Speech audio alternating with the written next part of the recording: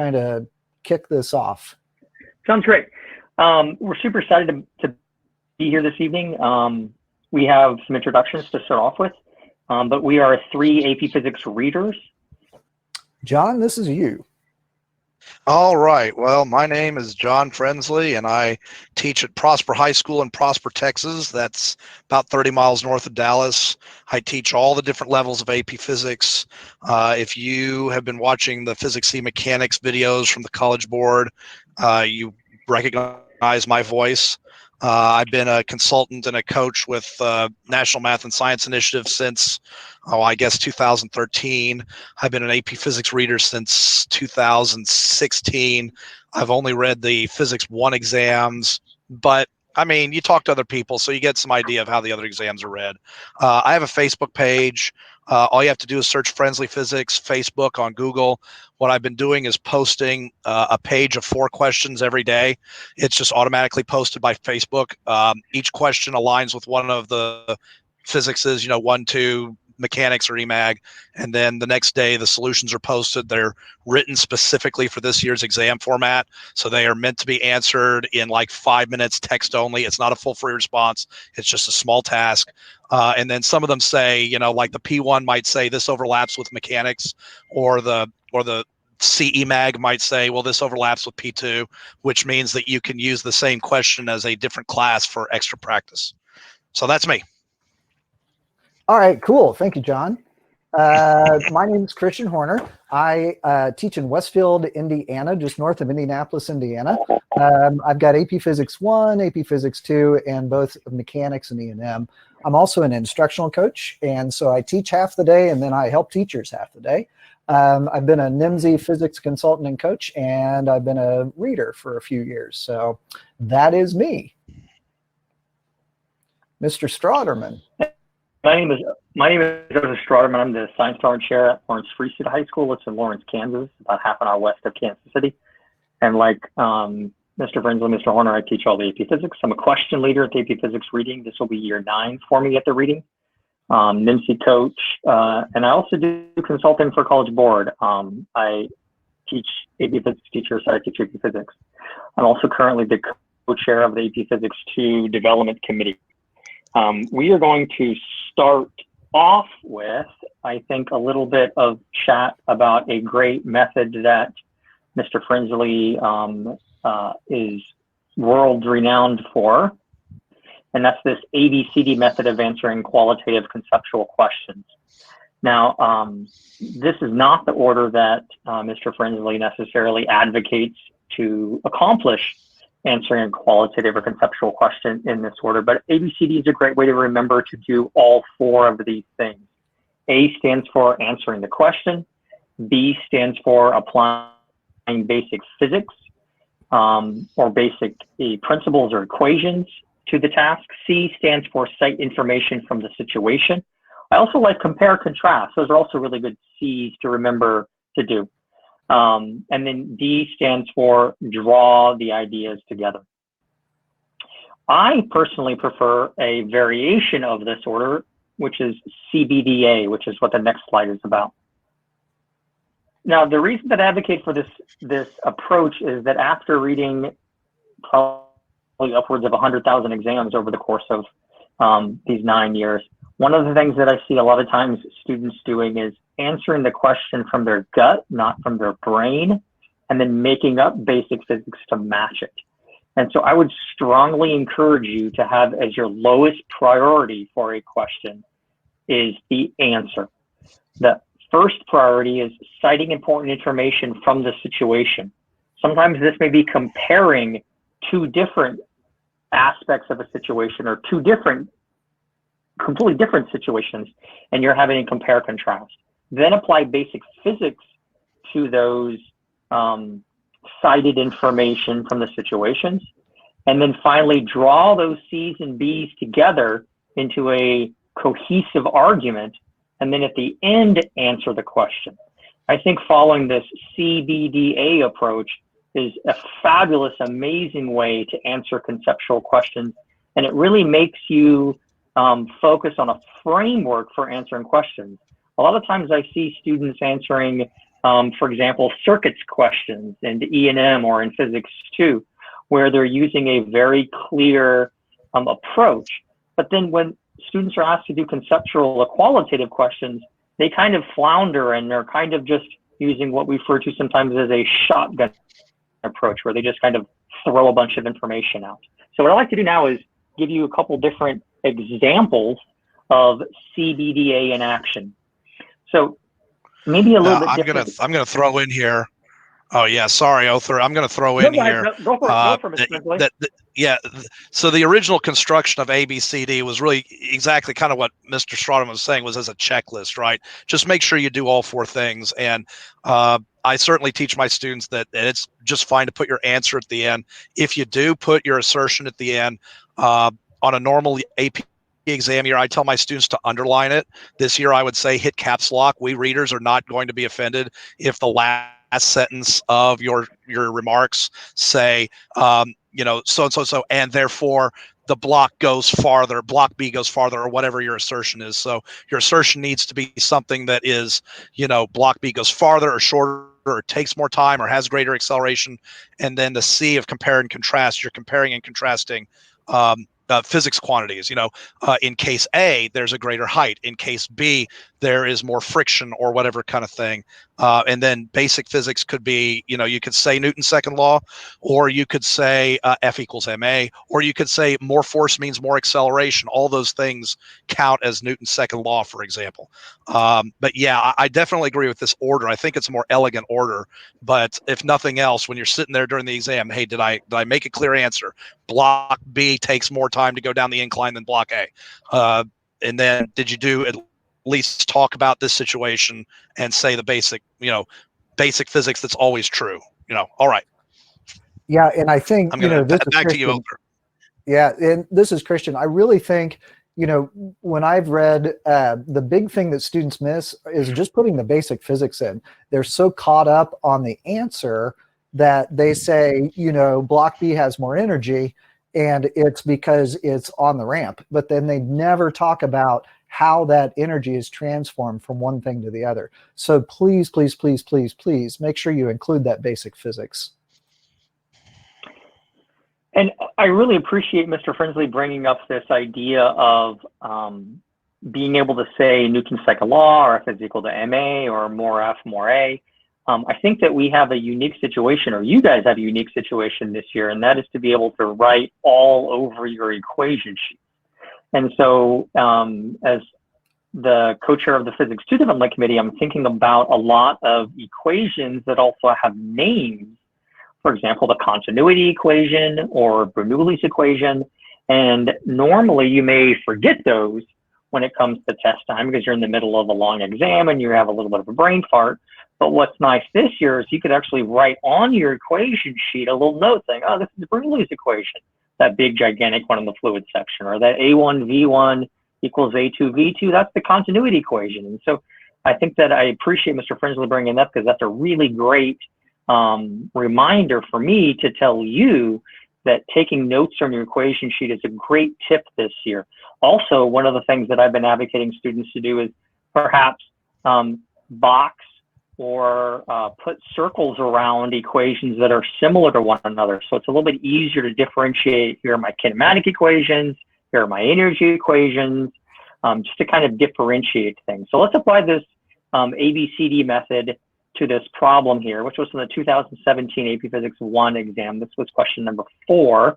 And I want to do it in the CBDA order. And in fact, what I'm going to do is I'm going to do CBCBDA. So the first thing that I'm going to cite or compare between these two tables, and the question is, which block flies the farthest horizontally off the edge of its table? Which block has the largest range? And the first bit of information that I would cite or comparison that I would make is that both tables, H's, are the same, as well as the blocks fly off horizontally. So that would be a good C, the same H and same horizontal. Apply a little basic physics to that. I know that if objects fly horizontally off the same height table, they'll be in the air for the same amount of time. So that's a CB. I'm going to do another CB, Site Information, B, Basic Physics. And that is I'm noticing that block 1 on table 1 travels a larger vertical distance going from its release point to the spot where it flies off the edge of the table. And block 2, it travels a smaller vertical distance when it travels from the top of its initial drop point to where it leaves the edge of the table. So C would be comparison. B, basic physics, I know according to law of conservation of energy, block 1 is going to fly off the edge of its table with a higher speed. So I've done a CB and another CB. Then I'm going to draw those two ideas together. In range equals horizontal velocity times time. I said that both the times were the same. I said that block 1 has a larger speed. So I finally get to my A answer or assertion that block 1 has a larger range. Now, one of the things that hopefully I've done through the course of answering this question is said block 1 or table 1, block 2 or table 2. It's a very important thing to make sure when you have two different setups like this that you're very clear which one you're talking about. So let's see if I got the points. Let's see if I flip to the next slide. I've got the rubrics, and let's see if I got all the points. For attempting to use conservation of energy to compare the two blocks, I did that. For explicitly or implicitly indicating that the launch velocities are different, I did that. For stating or implying that the time to reach the ground is the same for both blocks, I did that. One of the things that I always get concerned with students that start with the answer, and once again, Mr. Frensley wasn't advocating to start with the answer when he said ABCD. It's just a really great way to remember to do all four things, is that sometimes when you start with the answer, you don't do all of the C's and B's. You don't cite all the information, and you don't talk about all the basic physics. So perhaps maybe you focus on the first two things and never indicate that they're in the air for the same amount of time.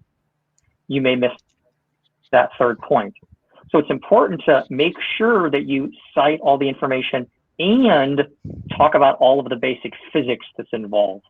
So I think that hopefully that's a good illustration of the CBDA format. This is one more quick example that I want to give of using CBDA. This is a next time question.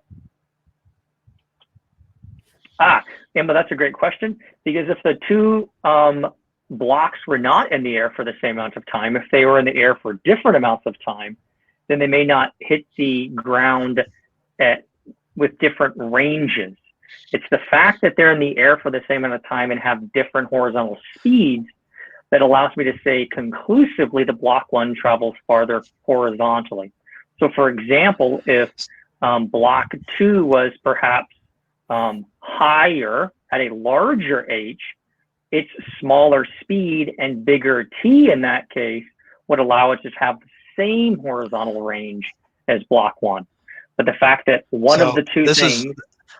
I'm going to point out, Mr. S, that this is one of those moments where it's important to know that C is both compare, say what's the same, and contrast, say what's different.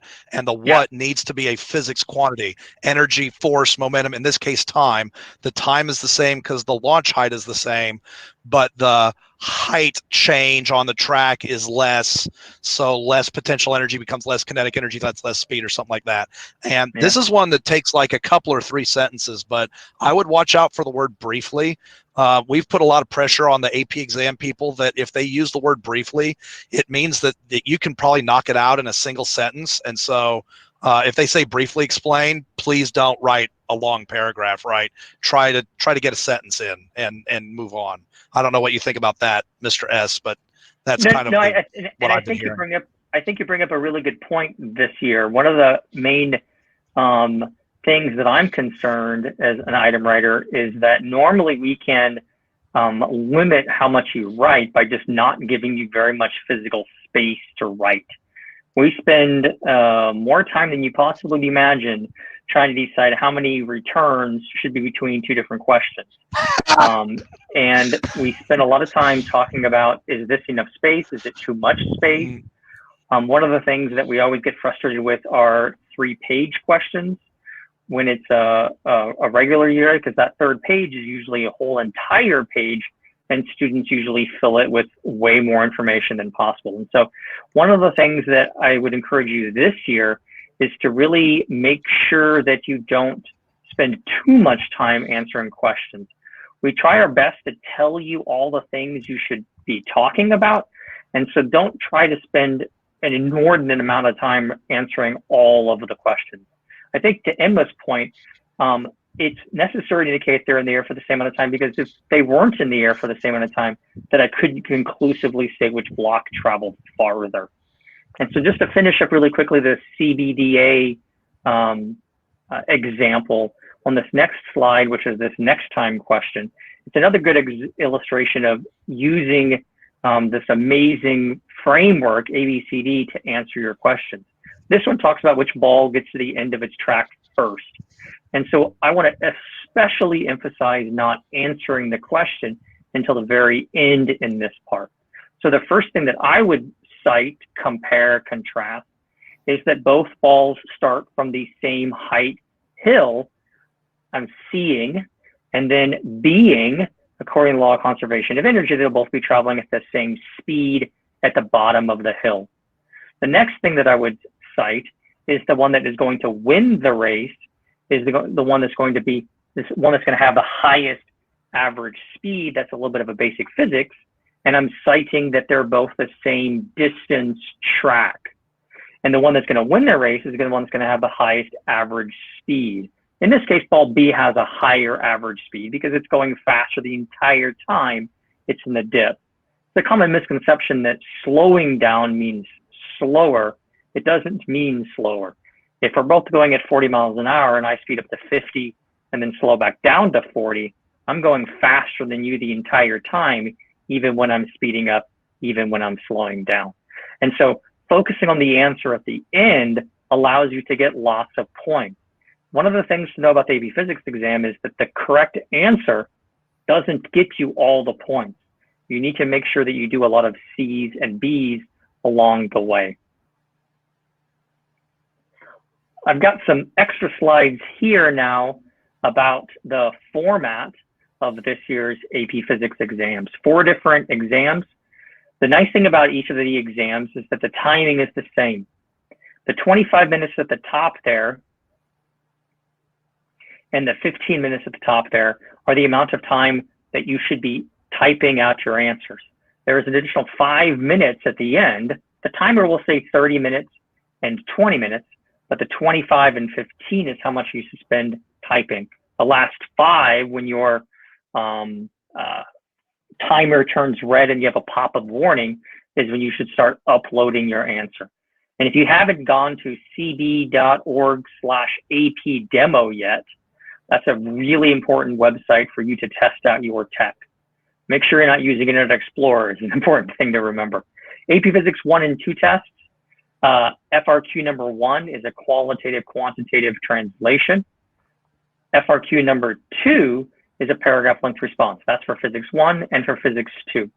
For Physics C exams, the first question is similar to a qualitative quantitative translation. They reference a Physics 1 exam from 2017 in the QQT as what the long FRQ is about.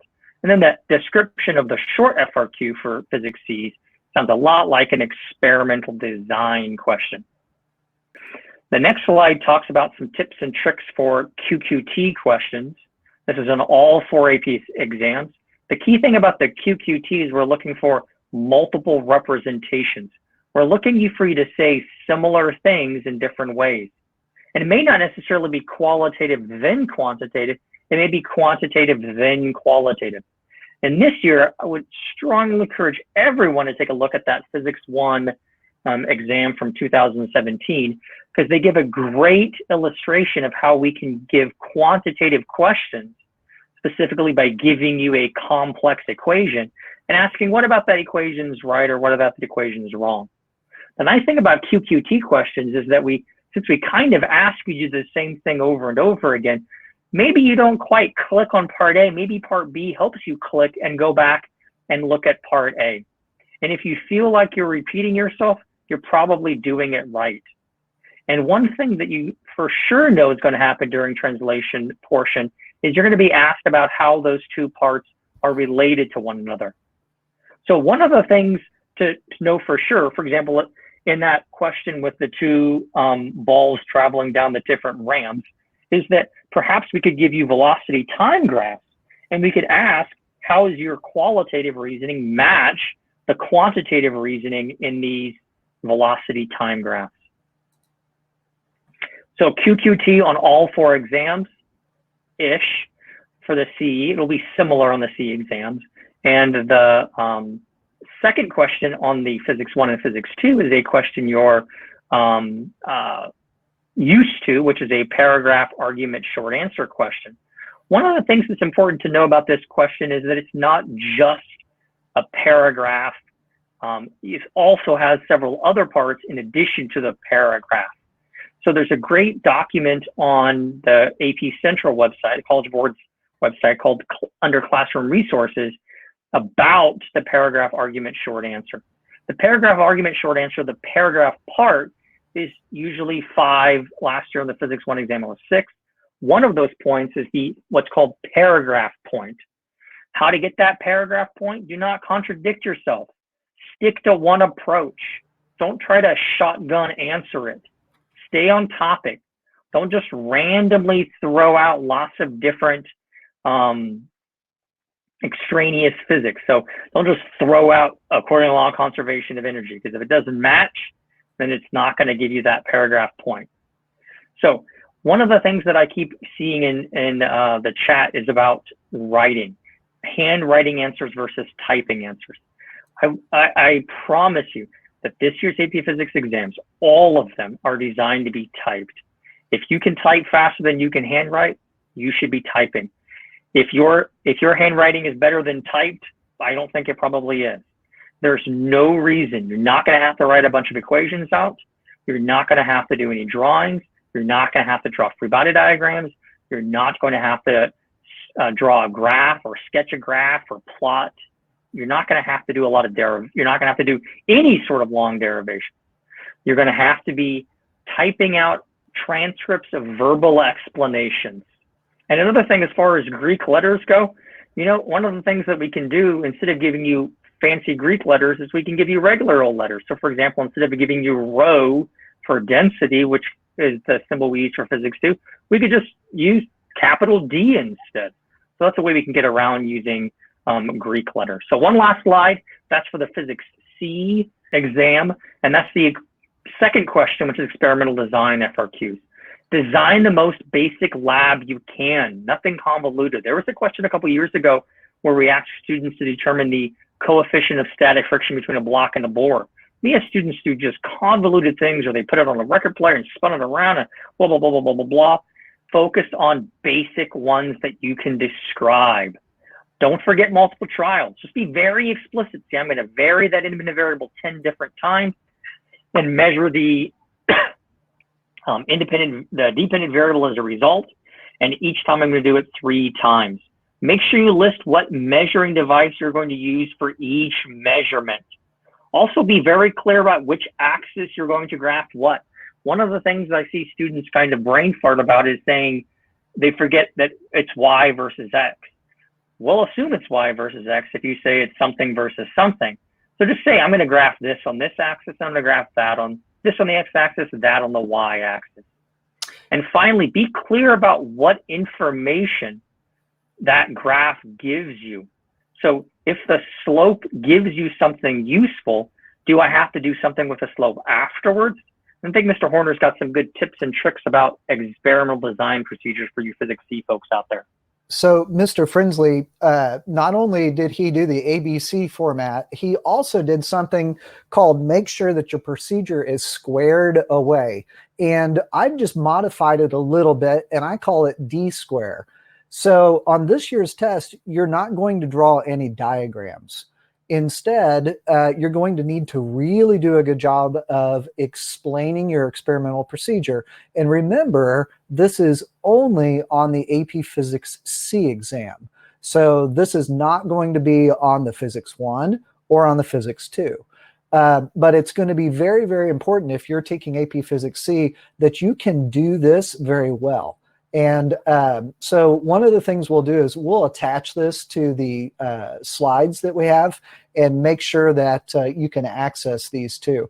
But beyond this, I think like Mr. Strouderman was saying, you also need to make sure that you understand graphs and the relationships between the variables on the graphs and whether or not you need to find the slope or find the area underneath the curve. So please, please, please, please, please follow a lot of these things that you're hearing because especially Mr. Strouderman, he has done a lot of work generating a lot of tests for the College Board. So he really knows. So when he's talking about typing, he's super serious. I think that's the big thing that I've been telling my kids. A lot of kids say they're going to handwrite, and that's fine, but you're going to get a lot more done if you can type quickly.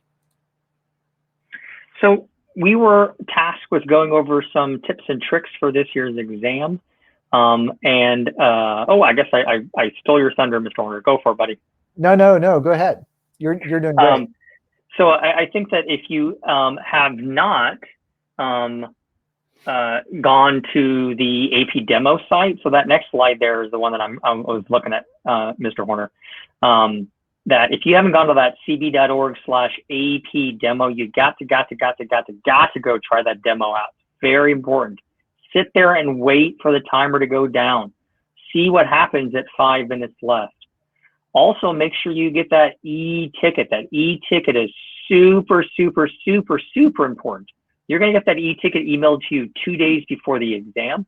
If that e-ticket does not come, you can go to myap.collegeboard.org and get your e-ticket. If you can't find your email or whatever happens, you can always access that e-ticket. Check out that AP testing guide. Look for the exam day checklist. These are really great things to help you be better prepared. Also, that top link there, that cb.org/AP2020, has a schedule. Make sure that you're looking at the right time zone. I know this may seem like an easy thing, but please look at the time zone. The time zone is going to be given on your e-ticket, but make sure you're ready and raring to go 30 minutes prior to the exam. Have your equation sheet. You know what? Have that D squared that Mr. Horner linked there. Print that out if you're taking the C exams. If you're taking the 1 exams or the 2 exams or the C exams, get that CBDA printed off. That's a great, great framework that Mr. Frensley's gifted us with. And I've been advocating for years for my students to use to help them better have a framework of how to answer the questions. You know, I see the question there about taking the June exam. You know, the issue with taking the June exam is you don't have a makeup for the June if there's a tech issue.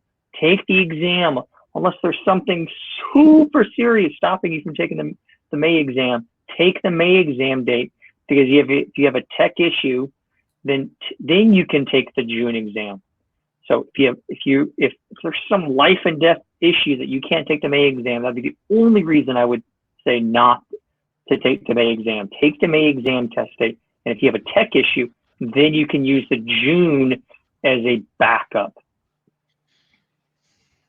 So, was there another slide, Mr. Horner? I think that may have been it. Yeah, I think there's just this one. Oh, yeah. So questions.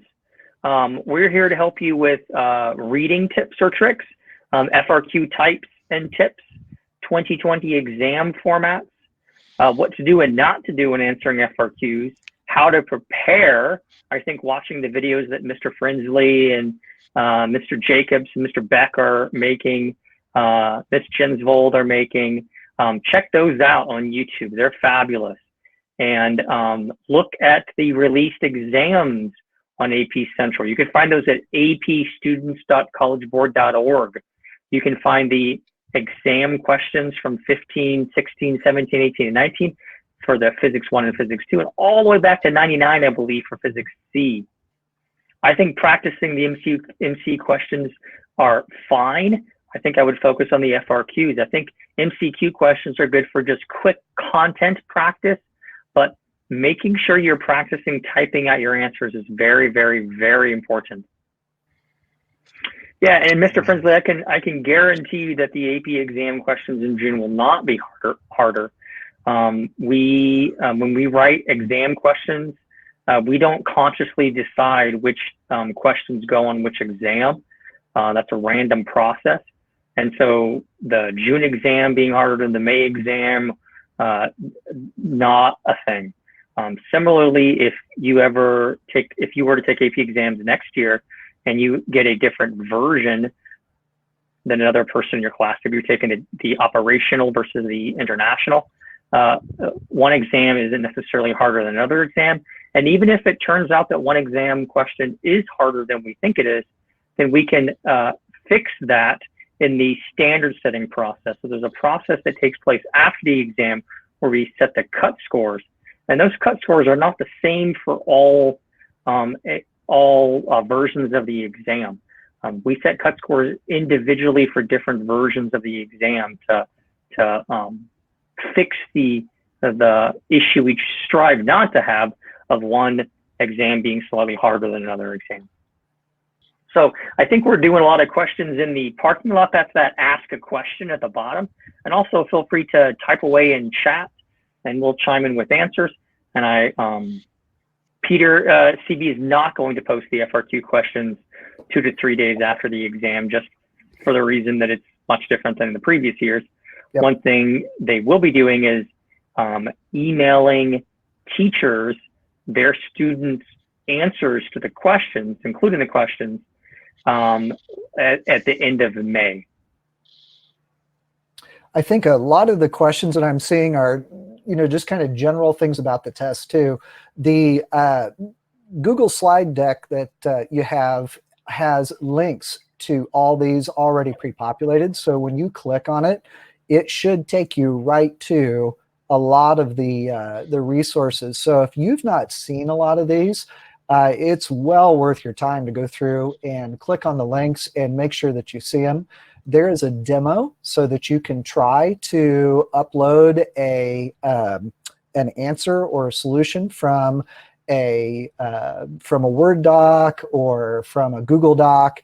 You've got to make sure you download it first to your computer and then upload it.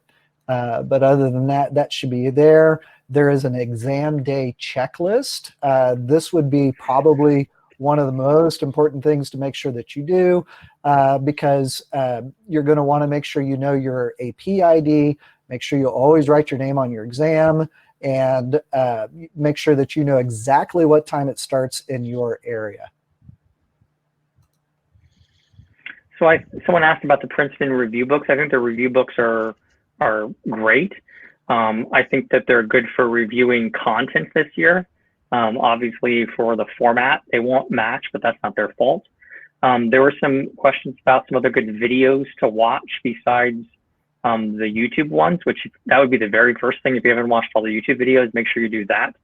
There was a mention of Flipping Physics. Flipping Physics is great. Some other great YouTubers out there that are doing great work are A+ Physics. A+ Physics is Dan Fullerton's site. That's great. Also, a YouTube channel, it's called Dan Fullerton. It's A+ Physics. Another great suggestion would be Doc Schuster. Doc Schuster has some great videos out there as well, specific for AP. I'd also I would strongly recommend TWU Physics, TWU.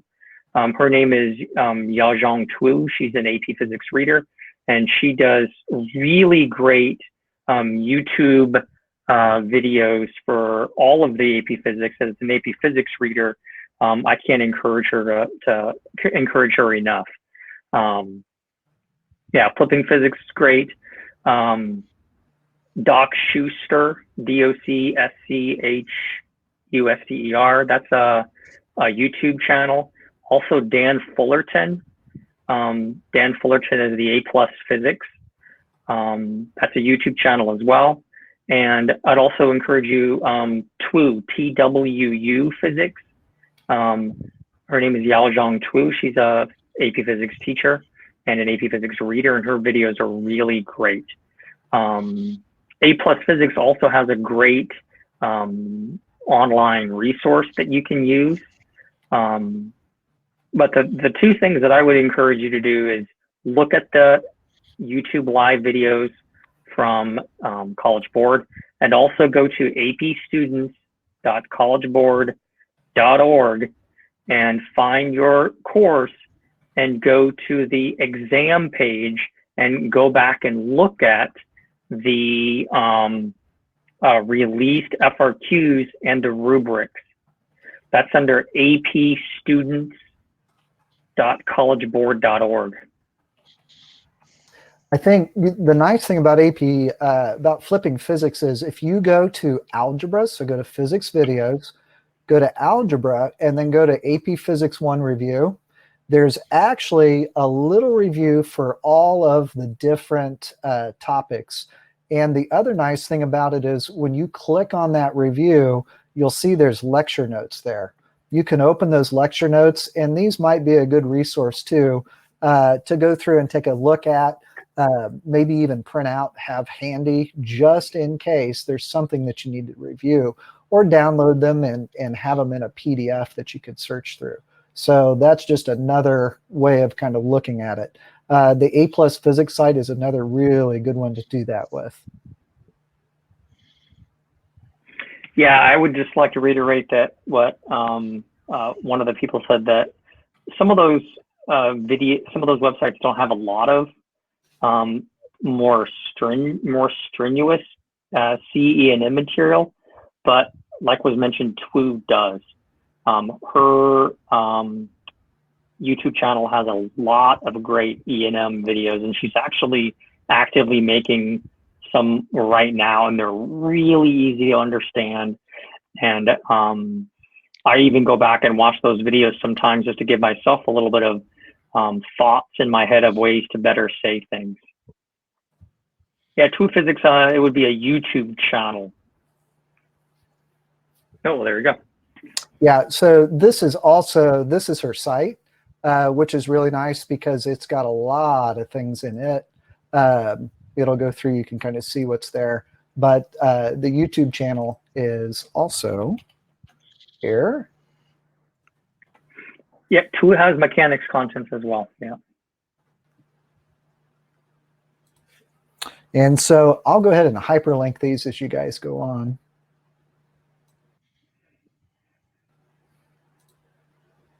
How many times bigger? Yeah, and I think even there, hearing Mr. Jacobs talks about how many times bigger. I think another thing to focus on is why is it bigger? Why is this quantity bigger? And if I'm looking at an equation that's representing the situation, is that variable that we're talking about is in the numerator or the denominator? Mr. Horner, I'm not sure if you could pull up that 2017 question that I mentioned earlier, but yeah, I sure can. It is a great illustration of what I'm talking about. It's, I don't know, it's question this 3 or... No, I'm sorry. I should have put it up there. It's the QQT from the physics. Let me link. This is the bumpy ramp problem. No, it's Physics 2. No, it's Physics 1. Okay. It's the Physics 1 from 2017. It's the QQT problem where they have a disc hits the rod and rotates, and they give you two equations. Yeah. That is the most important question for students to look at this year to prepare for the AP Physics exam. I would say between P1 and C mechanics. So I'm going to type that in the chat. This is and I think Mr. Frensley, even for students taking Physics 2 and Physics E&M, I think seeing what we're talking about, and that's how we can ask a quantitative question and still get you to use a keyboard. That the magic word on this question, on this problem, is the word plausible. Isn't that the operating word? We should talk about the word plausible. So here's that question. So what we have here, we have a rod, and the disc is going to hit a rod, and the disc is going to hit the rod at a distance x from the axis, and the disc's mass is m, and its speed is v naught. Yeah, let's see if we can zoom in. Yeah, sure. Mr. H. I'll blow it up a little bit here. There we go. Yeah, and so what you see down at the bottom, I don't know if you can zoom in on part C, but there's this equation about the rotational speed omega of the rod after the disc hits it and sticks to it. Right. Well, the key word is it gives this equation and it says, is this equation plausible? And when they say plausible, they want you to consider every single letter that's in the numerator and denominator and ask yourself, does this letter belong in the numerator? Like, let's look, if you don't mind. I can't point because I don't have control like Mr. H does, but if you'll see, the omega is the rotation of the rotating rod after it's hit, and the first thing I see is I in the numerator. Well, here's what I'm thinking: more rotational inertia means it's harder to rotate. The equation says more rotational inertia is more rotation because I is in the numerator, but that doesn't make a lick of sense. I should be in the denominator. So if they talk about, is this equation plausible, you need to get your numerator denominator testing out where it's like, hey, does this letter belong in the numerator? Well, more I in this equation means more omega. That doesn't make a lick of sense. So no, that does not. And what was the other one? Was the mass of the disc? The mass of the disc is in the denominator of this equation. But if the disc was heavier, it would push the rod harder and make it rotate more. So the disc M should be in the numerator, right? So watch out, because I can promise you, I roll the dice in Vegas that this is on all 4 AP exams on question 1. They're going to show you an equation and say, does this plausibly model what's going on? And you're going to attack, wait, this thing is being subtracted, but that doesn't make any sense. More of that should make more of the left-hand side. This should be added, that kind of thing. And you're gonna go for the jugular, right? The only thing I'm going to say is I was going to say, if there's a constant, if there's like C is a constant that has appropriate units, don't attack that. Well, there shouldn't be a constant with appropriate units. Yes, there should. So if there's a constant in that equation, it's like Q is a constant with appropriate units. Don't attack that. That's not the bad thing. Yeah. So, Rob, to your point there, I think that's an important reason that we used briefly explain your reasoning there. Because if you read the question very carefully, it doesn't ask you to list both I and M, and not that Mr. Frinsley was implying that, but just say one of them. What's one reason that it doesn't work? And that the d to the fourth power, the fourth power, maybe that's funky, but the d is in the correct spot, right? The d is in the correct spot.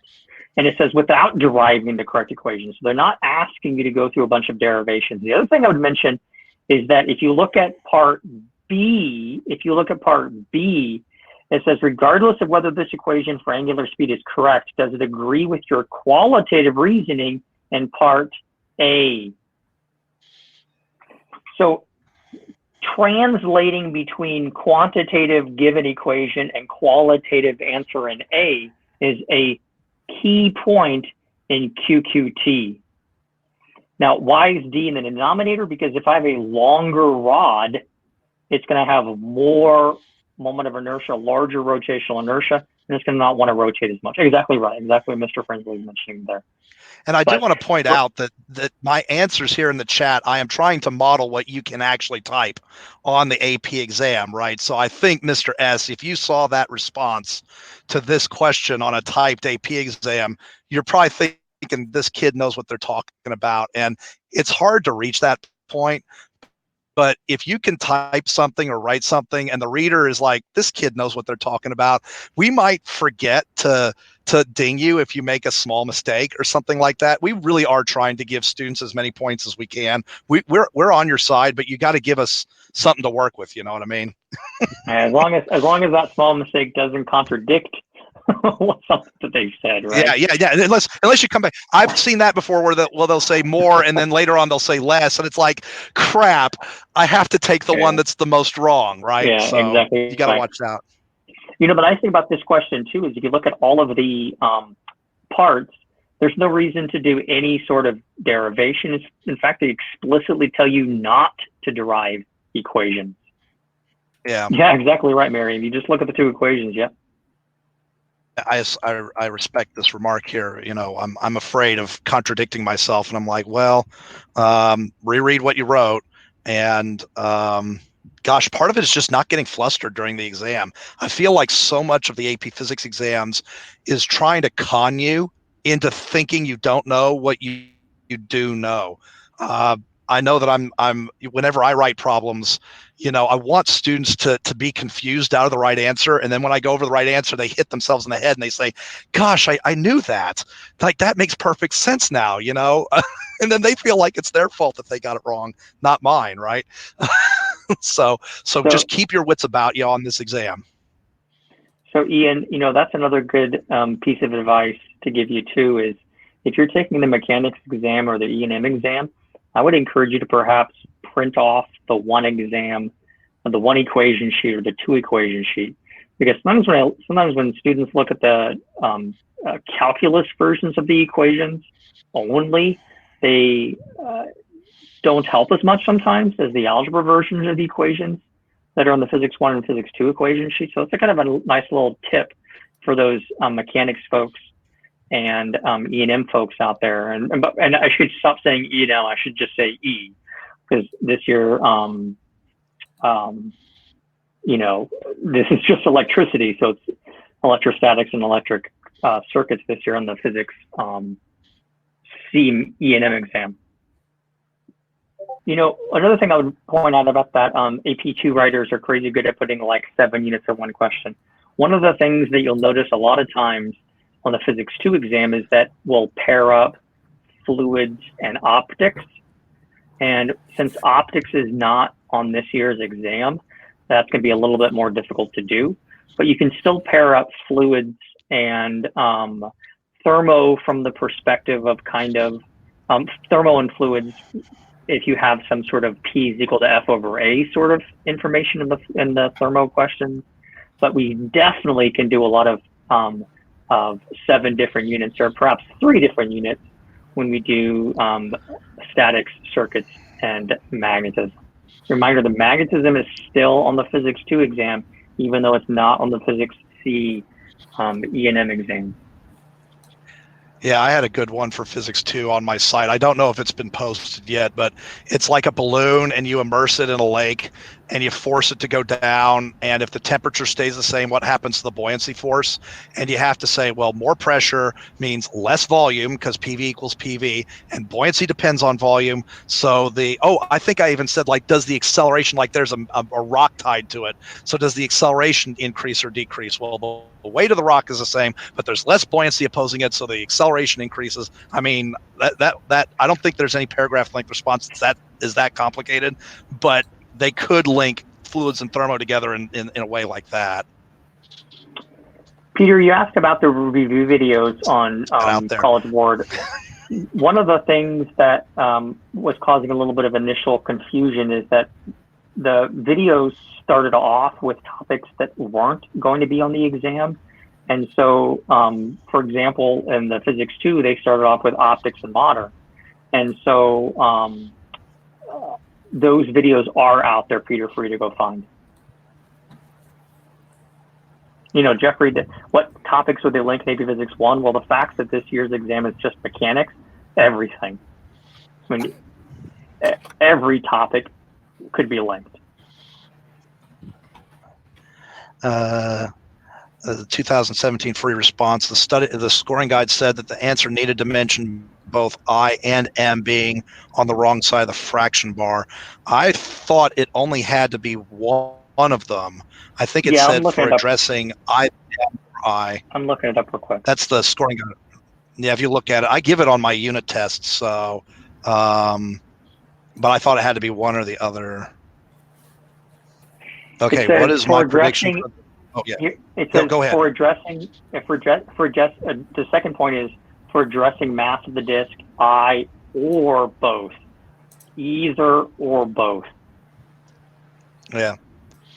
It mentions in the rubric M and I, but it says for addressing M.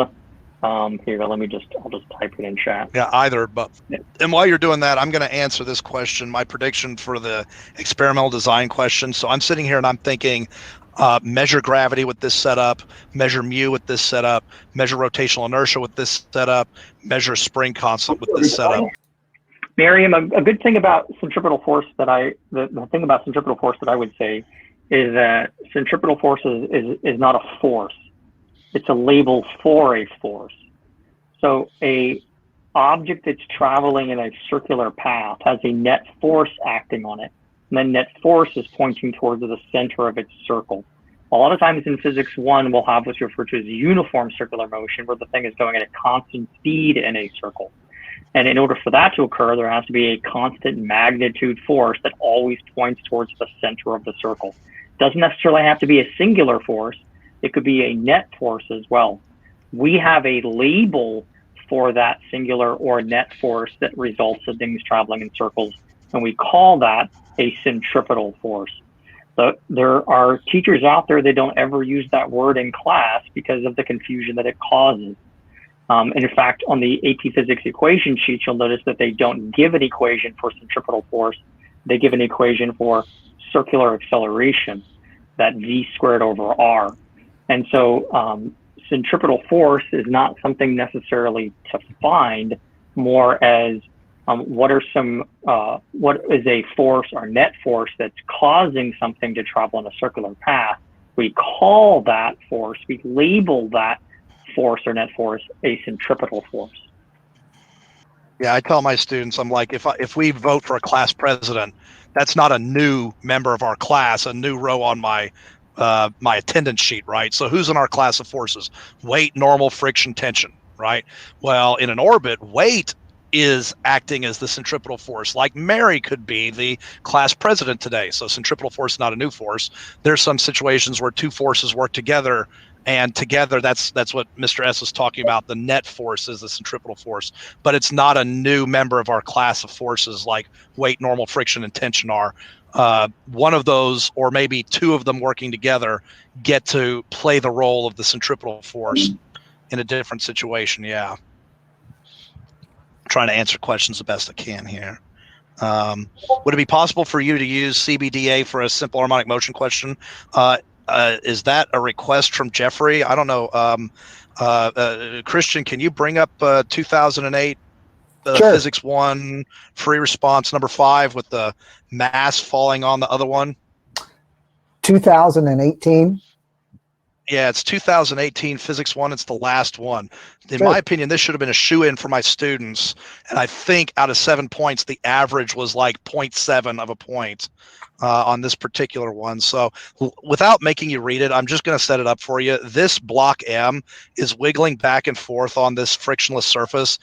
And someone drops Q onto block P, and they stick right when P goes through equilibrium. And so part B says, hey, when you drop this block Q onto block P, right as it passes through equilibrium, they stick. What happens to the amplitude of the motion? So here's my basic physics. I'm going to say this. My basic physics is amplitude of simple harmonic motion depends on the total energy of the motion. That is a true statement. I think we just lost him. I'll continue for. Go ahead. First thing I'd mention is that if you're taking the physics C mechanics exam, this would not be on the exam. And this is a SHM question. So SHM is not, simple harmonic motion oscillations is not assessed this year on the mechanics exam, but it would be a physics 1 exam question. So some of the things that Mr. Frensley was mentioning is that the collision is totally inelastic. And since it's totally inelastic, that energy is not conserved. That's an important thing to mention. Another important thing to mention is that this thing is going to slow down in speed because of the law of conservation of momentum. Because you've increased the mass, you're going to decrease the speed. And the fact that it happens at equilibrium means that kinetic energy is going to greatly drop. And since the kinetic energy is going to greatly drop, the total energy is going to greatly drop. And so the amplitude of oscillation is going to decrease as well. Now, there's not an equation for amplitude, but the amplitude, that 1/2 kx squared, that x will be my A. And so I can use the max energy that this system has and plug it into elastic potential energy equation. Yeah, like Mr. Frensley's got there yet. And Peter, you're right. SHM is on Physics 1, not on Physics C. Well, we're getting up at the end of the hour. We would just like to thank all of you for coming out. Please, please, please keep studying and trying your best. And at the middle of June, we're going to get together and try our best to help you have as much success as possible in the AP Physics 1, 2, Mechanics, and D&M exam. Have a great rest of your afternoon and evening. It's been great chatting with everybody. Thank you, everybody. For the fiveable, let's see, I'm not sure if Tan is still here or not. I'll go in and I'll trim up the video and do all that so that it's ready to go. But other than that, that's it. Thanks, everybody.